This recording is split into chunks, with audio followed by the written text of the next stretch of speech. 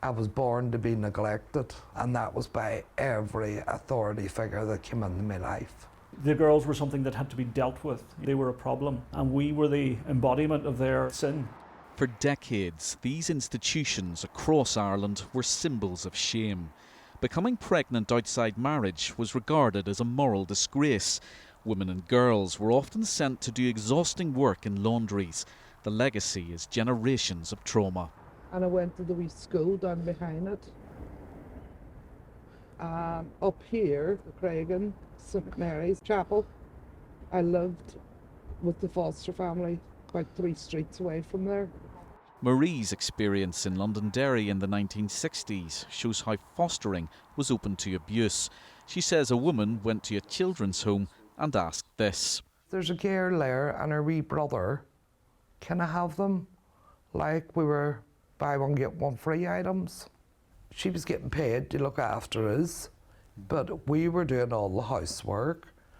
And mentally she was torturing me. She would lock me in a coal shed and that. When Marie was 18, she became pregnant and was sent across the Irish border to an institution in Dublin. One moment stands out in her memory. When I was going to see my son after he was born and I was brought back into the home, the nuns telling me that I couldn't cuddle him or kiss him, that he wasn't mine anymore. Mark was one of the children born into the system. He was moved from Northern Ireland to the Republic of Ireland as a baby. He found out who his birth mother was after she died.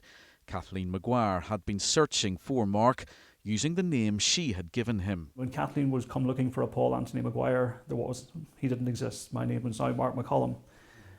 So this is where the systems were set up to keep people apart. Nobody would actually say, we're going to stop you, we're going to prevent you, but they put up so many barricades and brick walls almost to thwart you and to deter you, to make it as difficult so you would just go, yeah, I'm going to give up. Police are trying to encourage survivors to contact them. 80 have reported alleged crimes so far, mostly relating to illegal adoption. We're here when they're ready. We're not trying to rush through anything.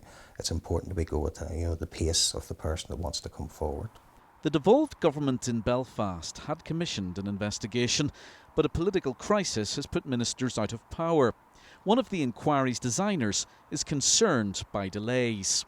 I'm very disappointed at the slowness in the process. The actual taking of people from their birth mothers without any knowledge of where they were going. It is one of the greatest scandals of our time. Officials say there's been significant progress and an inquiry panel will be recruited this month. Survivors want answers and action from the church and state. We need the momentum, we need the willingness to push this forward. If it's not going to come from Stormont, it has to come from Westminster. What would you like the outcome of this whole process to be? Accountability. That they put their hands up and they say, yes, this should never have happened.